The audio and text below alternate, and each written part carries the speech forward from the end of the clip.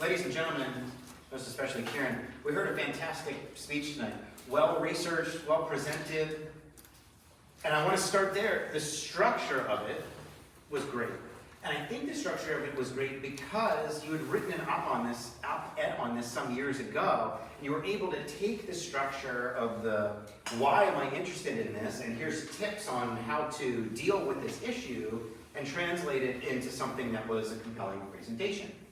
There are several areas that I think you could add or change about the speech that might make it a little bit better. I hope it's useful information for you.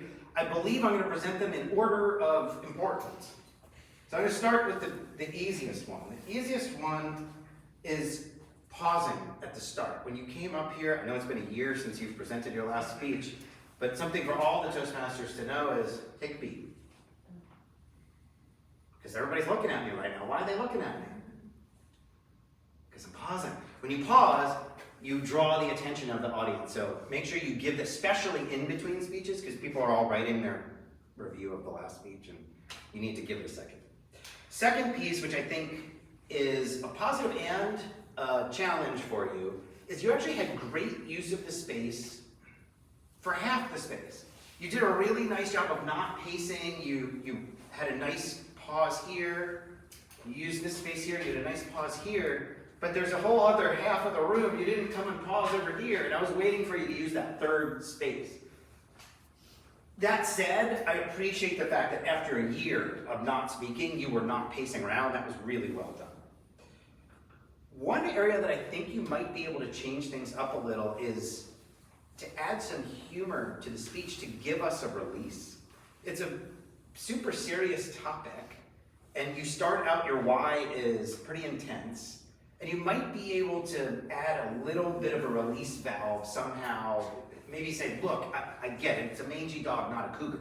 But, right, just something that gets us to smile and nod our heads and say, okay, yes, we understand what this is, but it's probably not going to come in our house. It's not a grizzly bear problem. Which, by the way, really glad we don't have that. The last thing that I think you could do is, in the beginning section, there's room to build tension in your why. I felt like you were bouncing around a bit between talking about Liz, and it was very intense very quickly, and then you talked about the mail carrier, and then there was a note that you had a personal story, but I didn't quite get what the personal story was because I was too much thinking about the mail carrier's poor cat. And so it got a little lost, and I think you could build the tension of it, of maybe talk about the mail carrier. So at first I heard the mail carrier lost their animal, and then blah, blah, blah. Did not see the time, so I'm completely over time at this point. I'm just gonna keep going. The reality is that you have not given a speech in a year, and you used your fundamentals beautifully. And so you are to be commended for that. It was a wonderful speech. Thank you.